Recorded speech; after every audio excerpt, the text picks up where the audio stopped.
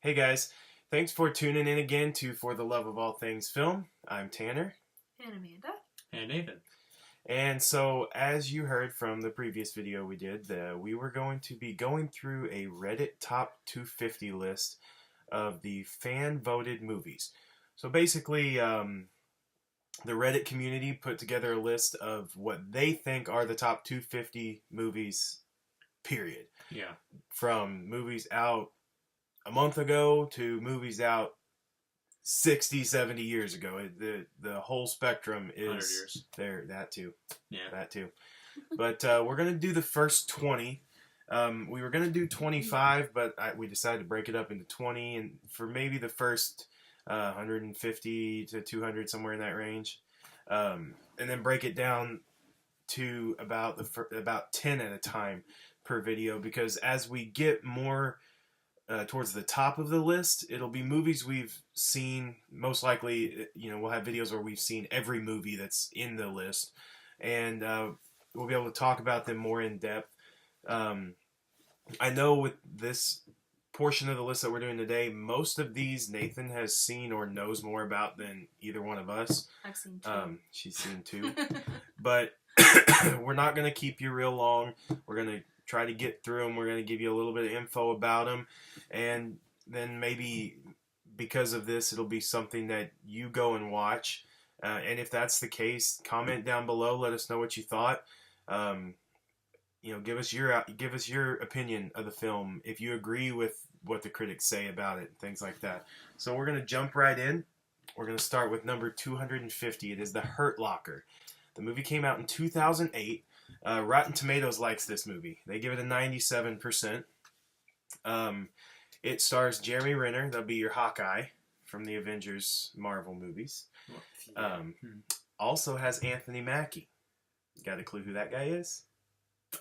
Falcon from the Avengers movie. So they came back together again. Well, I won't say came back together again because this was before that. So, because that's the same year that Iron Man came out, so that was way before there was a Hawkeye and a Falcon.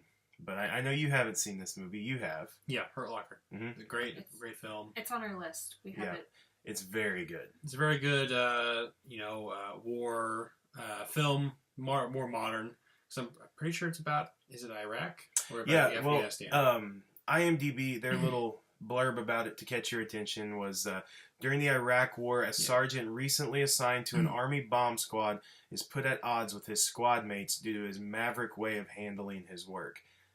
I would have to say that it's not more about him being a gung-ho, let's get it done, I don't care if people die. I think it's more about him dealing with the repercussions of what's actually happening on the field. Yeah, and the people who aren't involved. And there's a portion of the movie where he goes back home and he can't cope with normal life. I think it's more about that than just being hey, I'm going to go defuse some bombs and my other people don't want me to. It's more psychological than it is a war film. Yeah. On the people who have to deal with these, these events that are very life-altering and life-changing. Yeah, they affect you the rest of your life. PTSD type. Yeah, exactly. And that's very much so what it is. It's his form of PTSD from what he deals with. And I almost felt like they think, that he's got this, as IMDb said, maverick way of handling things. But I don't think that's it. I think it's the way he handles things based on the effect of his job, what kind of effect it has on you. Yeah. He would rather rush in there and try to defuse that bomb and maybe get blown up himself if he can just save everybody else that's around there, or whatever the case may be. But it's a good movie. You definitely want to check that one out. Number 249 is one I have not seen. It is Dawn of the Dead from 2004. And I have seen that movie. It's a pretty good remake from George Romero's first one. Actually, I cannot tell you from the original date, which is eluding me, but I'm pretty sure it's the 70s. I want to say, but don't quote me on that. But it's a good film. It's it's fine. It's not the best film of all time. That's obviously why it's 249. But it's a better decent. Than Hurt Locker. Yeah, it's definitely better than Hurt Locker. But it's a fun kind of it's kind of the reason why zombies have been like really really big recently. Yeah. And I want to say it was like one of the first movies to like really get zombies back on the map, because obviously it's been around for since the Night of the Living Dead, which is a long time ago. And so yeah, this movie is just research the modern zombies where this movie kind of really started. And so it's a good film. And it's not the best movie of all time, but it's a really fun one, that's for sure. Yeah, well, well, I was gonna say Rotten Tomatoes, they seem to like it. They give it a 75%. It stars Sarah Polley, Ving Rhames, which Ving Rhames we all know from Pulp Fiction. He's Marcellus, and he's also Diamond Dog in Con Air, which is a great movie in my opinion. You probably don't like it, not your style. I haven't seen it. Oh, so you need to watch it. It's good. I know. It might be your style. And Mekhi Phifer, which most of you would know as Gregory Pratt from the ER, which I never saw that TV show. It's still going. You can still, isn't it? I think it is. I think it's like the longest running. Maybe. But anyway, I don't know. their little blurb about this, IMDb's little blurb is: a nurse, a policeman, a young married couple, a salesman, and other survivors of the worldwide plague that is producing aggressive flesh-eating zombies takes refuge in a mega Midwestern shopping mall. Yep. Mall. So it's full of antics. But on to the next, and what I'm sure Nathan would say is a much better film, number 248, Ikaru. Ikaru, 1952. Yes. Akira Kurosawa directed this movie, but I actually have not seen it. It's actually on my shelf. It's a film that I have. It's one of my criterions that I have, but it's more of a modern film. When I say modern, it's the 60s. So when I'm saying modern times for Japan and during that time period. But I'm really looking forward to this movie. I really don't know much about it, so I really can't. I don't have enough to justify what to talk about it. But Ikaru is a film that's been on my list for a long time, and I can't wait to watch it. Well, and you guys out there, you're like, Akira Kurosawa, who is that? Well, think of Magnificent Seven, Last Man Standing, because he wrote those, and Yojimbo, which you probably haven't seen, but I've heard it is fantastic. Well, if you've seen Magnificent Seven, that's obviously based off of Seven Samurai, which is the stuff that he directed. That's what I was going to say. They based it off. It's like a Western version. But Rotten Tomatoes loves it. They give it 100%. But basically, from what I found, a quick little tidbit of what it's about is a bureaucrat tries to find a meaning in his life after he discovers he has terminal cancer. So there you go. Check out that little nugget. Number 247, one that I know for a fact this time that you love, Barry Lyndon, 1975. Which neither of you have seen. Neither one of us have seen. You've raved about it, though. Yes, I have raved about it because Criterion. this is Stanley Kubrick, and I'm sure most of you know who Stanley Kubrick is. The Shining, 2001: A Space Odyssey. You have Clockwork Orange, Full Metal Jacket. You've probably seen some kind of semblance of a Stanley Kubrick film, but this is the one that actually goes on under a lot of people's radar. And Barry Lyndon is about this Scottish kind of, I want to say Scottish. Is it Irish? Yeah, it's Irish. Yeah, so an Irish rogue wins the heart of a rich widow and assumes her dead husband's aristocratic position in 18th century England. So it's more or less about Barry Lyndon, who is this Irish. He's kind of middle to upper class, and he pretty much goes his way entire. You see this class. Jump for him the whole movie. It's 3 hours long, but don't let the length really deter you from watching this, because the reason to watch this movie, why I rave about it, is because it's beautiful. It's one of the most for cinematography, it's one of the best films I've ever seen in my life. It looks like every single picture that Stanley Kubrick, which is he's notorious for taking so many damn shots of the same exact thing over and over and over again until he gets it perfectly. But this movie is probably the prime example of where he actually mastered it completely. And it looks like almost every single 18th century European portrait or like kind of landscape piece, if you've ever seen any of those, which I'm assuming most of you have, you've seen past presidents or just famous people from the 18th century in either France or England. You've probably seen this. And so that's what Barry Lyndon makes it so gorgeous and just really timely. So basically it belongs in a museum. Yeah. All right, on to the next, and this one we won't really touch on much, but it's 246, Ghost in the Shell, not the Scarlett Johansson version that most of you guys are thinking of. Yeah, it's the original anime from 95. Rotten Tomatoes gives it a 95%. Basically, a cyborg policewoman and her partner hunt a mysterious and powerful hacker called the Puppet Master, not to be confused with the really cheesy horror films from like the 70s and 80s. The Puppet Master, It's a good movie though. I own it and I really love it. It's definitely it set the groundwork for a lot of futuristic kind of. I mean, obviously this is the '90s, the mid '90s, so it's didn't set the groundwork for a lot of things. But like The Matrix probably took some things from Ghost in the Shell, and that's something that you should definitely check out. It's a really good anime. If you're deterred from anime, don't be, because anime actually has a lot of really great things in it. Especially Ghost in the Shell. They do. The artwork is great, and usually the storyline is equally great, if not better. Next is number 245, Thank You for Smoking. It's a 2005 film, a Jason Reitman film, which just recently came out with Tully, another one of his films, and one that I'm sure 99% of you are familiar with, Juno, was another one of his films. Rotten Tomatoes gives this movie an 86%, stars Aaron Eckhart. He's Harvey Dent from The Dark Knight. He was also Sully's co-pilot in the Tom Hanks movie Sully. And it's also got I'm throwing this one back, Maria Bello, the blonde lady in it. She's the chick, they call her Lil from Coyote Ugly. So how about that? Oh, yeah. How about that? But it's basically a comedy about like big tobacco salesman or spokesman. He's trying to get everybody to smoke, but he's also trying to keep things morally right for his 12-year-old son, and still be the good dad, and then try to get everybody to die at the same time by buying his product. I haven't seen that movie in a long time. I've never seen it, but I do want to watch it. I do for sure. Do you want to watch it? Yeah. Okay. She says yeah. All right, number 244, another one I haven't seen, Magnolia. Came out in 1999. Have you seen this one? Oh, yeah. Yeah. I love that movie. Yeah, Rotten Tomatoes gives it an 84%. I got an email. I guess I need to try to turn that off, huh?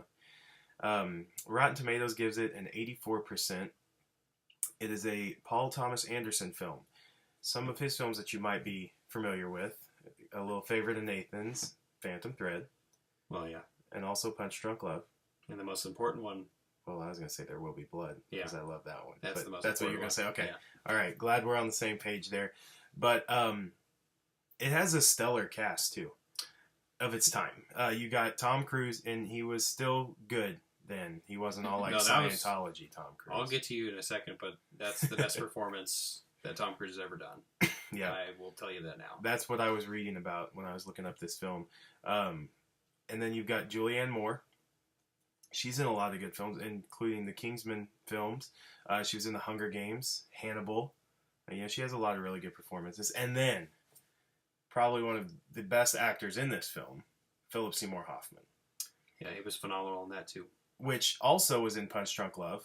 He's in a lot of P.T. Anderson movies. And then, come on, The Big Lebowski, Patch Adams, some great movies. He was also in Hunger Games with Julianne Moore. Yeah, there's a little nugget of info for you. But IMDb says that this one is an epic mosaic of interrelated characters in search of love, forgiveness, and meaning in the San Fernando Valley. So this movie, along with things like Crash, came around kind of roughly around the same time. There was a big part of Hollywood that really put a lot of emphasis on stories that were all loosely connected at the beginning and then kind of came together at the end. But this one is by P.T. Anderson, like Tanner said. This movie is kind of hard to sit through, and it's 3 hours long plus, and there's a lot of really weird things going on in it, but the dialogue is so compelling for each of these characters, although it's a little jarring at the same time.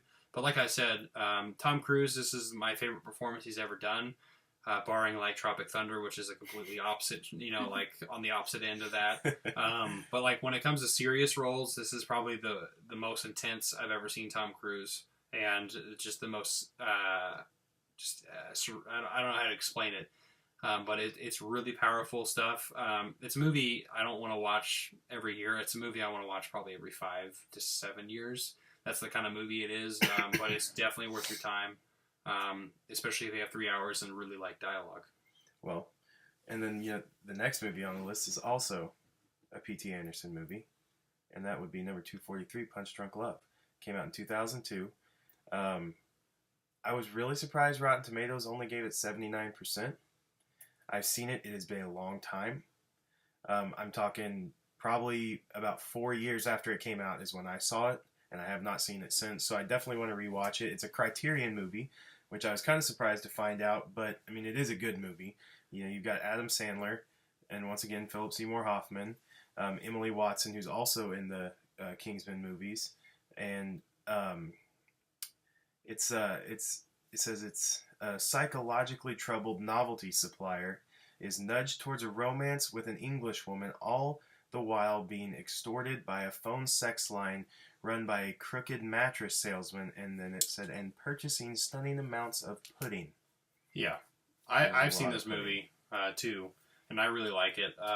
It's one of the films you see Adam Sandler in that is not typical Adam Sandler. It's definitely a more serious role for him, and the funny thing about that is I do remember P.T. Anderson actually in an interview talking about how he watched him in something and he kind of saw the potential in Adam Sandler being a more serious actor, and that's why he kind of scoped out, Adam Sandler for this role, and it really shows. This is kind of reminiscent, to me at least, with Eternal Sunshine of the Spotless Mind with Jim Carrey, where you normally think Jim Carrey is a comedian actor with Ace Ventura and things like that, but he takes this very serious role, and it's a love story too, so that's what it makes it a really good romantic story. It's really quirky, it's really weird, but it's definitely worth your time, that's for sure. Well, you kind of get all the things you loved about Adam Sandler, just in a different way, like in a way you didn't know he could do it. Yeah. Which is a pleasant change that he's not done but maybe once or twice since. Next, 242, Sunshine. Came out in 2007. Rotten Tomatoes gives it a 76. It's a Danny Boyle film. He also did like Slumdog Millionaire, Trainspotting. Is that how you say it? Trainspotting. Trainspotting, yeah. 28 Days Later. Yep. It stars Cillian Murphy, Rose Byrne, and Chris Evans, which Chris Evans is our Captain America, of course. And our Johnny Flame. And our Johnny Flame. We'll go Captain America first.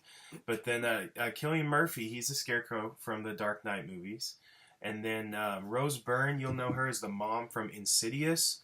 And she's also the mom from the Neighbors movies with Seth Rogen.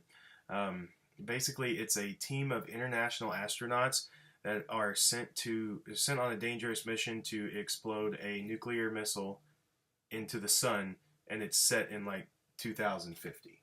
Yeah, something like that. And neither of you have seen that. No, but I have. No. It's a really good movie. It's very reminiscent of Alien, and this claustrophobic kind of tone to it.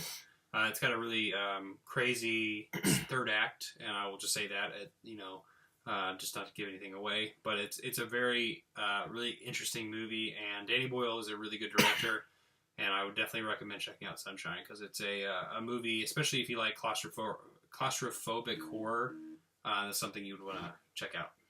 241 is an older film from 1948. It's The Treasure of Sierra Madre.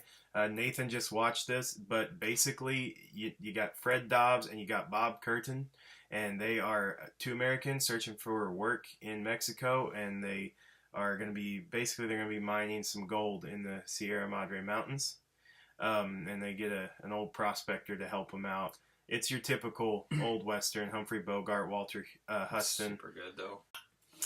All right, next on the list is number 240, The Maltese Falcon. I know that's one you have on your list you're getting ready to watch. I'm going to watch it this month, but, I don't think any of us have seen it. Nope. So. Nope. I mean, Rotten Tomatoes gives it 110%. It's also 110%? Oh, wow. Sorry. It's getting late. Anyway, Rotten Tomatoes gives it 100%. It's also by the same guy that did The Treasure of the Sierra Madre. Way before. Yes. 7 years before. 7 years before. Also has Humphrey Bogart in it. Basically, a private detective takes on a case that involves him with 3 eccentric criminals, a gorgeous liar, and their quest for the priceless statue. Maltese Falcon. Next comes one of my favorite movies, number 239, Shutter Island from 2010. I'm very surprised to see that it has a Rotten Tomatoes score of 69, the lowest on the list thus far. But that's the critic score. I bet the audience score is higher than that. I can understand it. It's a Martin Scorsese film. So the guy that brought us Wolf of Wall Street, also a Leonardo DiCaprio movie. The Departed, also a Leonardo DiCaprio movie. And Goodfellas. And Goodfellas is great. And Taxi Driver, and Raging Bull. Yeah, see, I haven't seen many that one. things that he's put out is just so good. Now, This is good. you have seen this movie. I have. It's been a while. That's I've seen okay. it. They like your half of your face. That's I know. yeah. Anyway, so what do you think about the movie? Because there's not been anything. That I mean, you've this seen is the first thus one far. that I've seen so far. So drop some knowledge. Well, I don't know a lot about Okay, it. Like, I've seen it, but I don't. Let me No, tell you that's what the premise is. It's based in 1954. Leonardo DiCaprio plays a U.S. Marshal that is investigating the disappearance of a murderer who escaped from a hospital for the criminally insane. His sidekick is Mark Ruffalo, Hulk from the Avengers movies, and basically that's what they're there for. They're there to find out, where did this guy go? Where did this person go? How did this person get off this island? It's like almost like an Alcatraz type island that there's one way on, one way off, and it's the boat that runs once every couple days. So, yeah, that's basically what it's about. It's a trippy movie. It is. It's very good. Very good. Highly recommend it. Number 238, Some Like It Hot from 1959. It's a Marilyn Monroe movie. They give it a 96% on Rotten Tomatoes. Also has Jack Lemmon in it, that most people would know from like Grumpy Old Men, Grumpy Old Men, The Apartment, Out to Sea. And it's basically these two male musicians that they witness a mob hit, and they flee the state in an all-female band where they are dressed as women. They're trying to be women so the mob does not find them because of what they witnessed. So I think it has some potential to be good for sure. I definitely want to check out. Yep. Okay, so next is number 237, one that I know you like, Tucker and Dale versus Evil from 2010. Drop us some knowledge, man. Tucker and Dale vs. Evil. Neither of you have seen it? No. Yeah, nope. It's a kind of it's mocking horror films, and it's mocking kind of ones where like all the teenagers die like really really fast, and it's really really funny. It's just these two rednecks who are Tucker and Dale, who are in the woods, who pretty much just live in this shack, and the shack is more or less kind of like Evil Dead. If you've seen Evil Dead, you kind of get a bunch of people who are out in the woods, and then they try to start helping them, and then they start killing themselves on accident, and it's just the funniest thing in the world. And everybody starts thinking that Tucker and Dale are killing them. And they thinking Tucker and Dale is killing them with, just their hillbilly backwards ways, which is just so funny, and it's a great movie. And the complications ensue. Yes. As I would assume. All right, next, number 236, The Sting, 1973. I have not seen it. It's Paul Newman and Robert Redford. Basically the gist of this that I've been able to find, to keep it short, is two grifters team up to pull the ultimate con. So they really went all out telling us a lot about this movie. It's on my list. I have it on my shelf. Yeah, I'm sure you'll get a review from one of us, either on his channel, on our channel, something when the movie is watched. Number 235, Let the Right One In from 2008. 96% on Rotten Tomatoes. It is a Tomas Alfredo. I wanted to say Alfredo, but it's like Alfredo. It's a Swedish name. But he did give us two movies that I do greatly enjoy: Tinker Tailor Soldier Spy and The Snowman, which is a recent movie.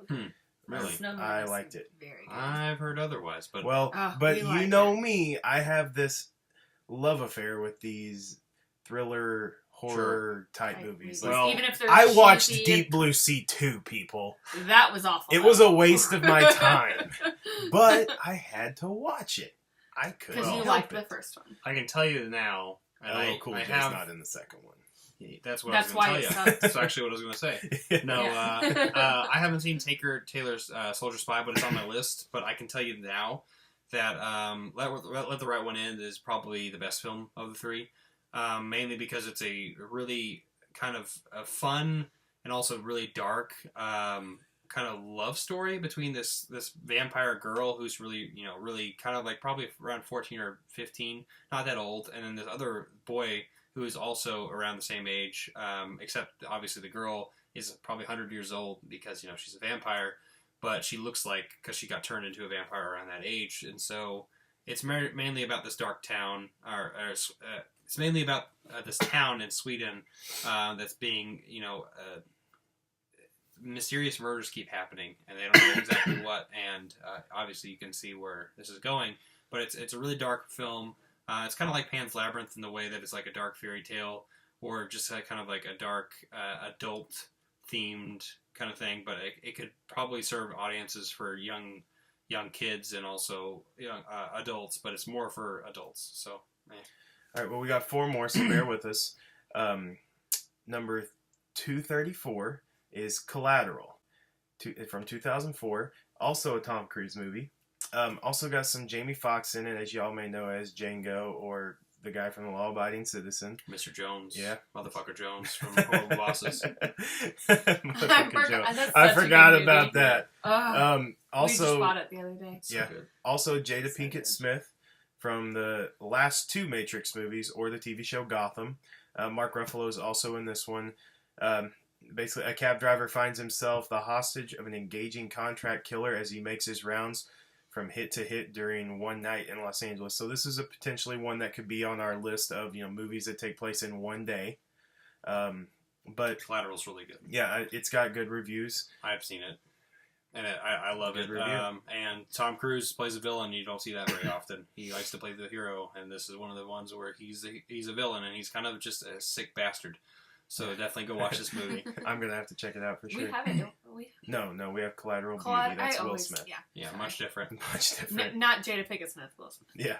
All right, Close number 233, Ran from 1985. This is also an Akira Kurosawa film. One of his latter ones. Have you seen this one? I have not, but it's on my list. It's on my shelf at home.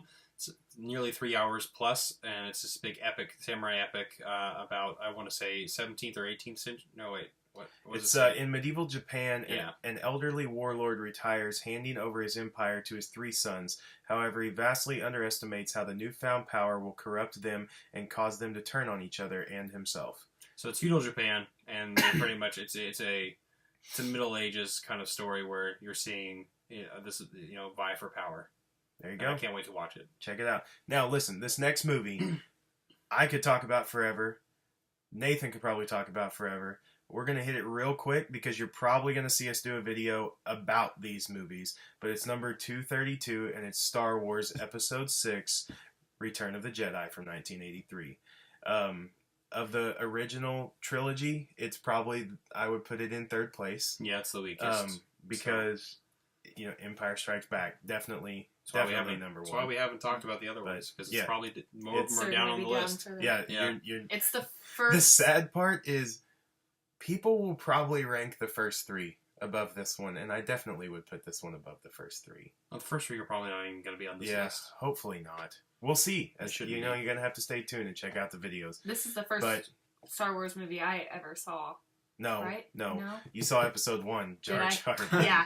And it set me Big up for failure. difference. Big difference. And so I didn't start watching them until recently. But just in case you guys, if there's somebody watching this that hasn't seen it, the gist of the movie is that after this big mission they go on to rescue Han Solo from Jabba the Hutt, the rebels dispatch to Endor to destroy a Death Star, the second more powerful Death Star, and Luke struggles to help Vader back from the dark side without falling into the Emperor's trap, is basically the gist of that movie. So watch it if you haven't. You will see us do a video about the Star Wars movies, I promise. And that brings us to the last one on the list, number 231, Sunset Boulevard from 1950. Not one I'd ever heard of, not one I'm familiar with at all. I've He just seen watched it. And it's a very great film from 1950. Not my favorite movie from 1950. In fact, I'm sure my favorite movie from 1950 actually will be on this list.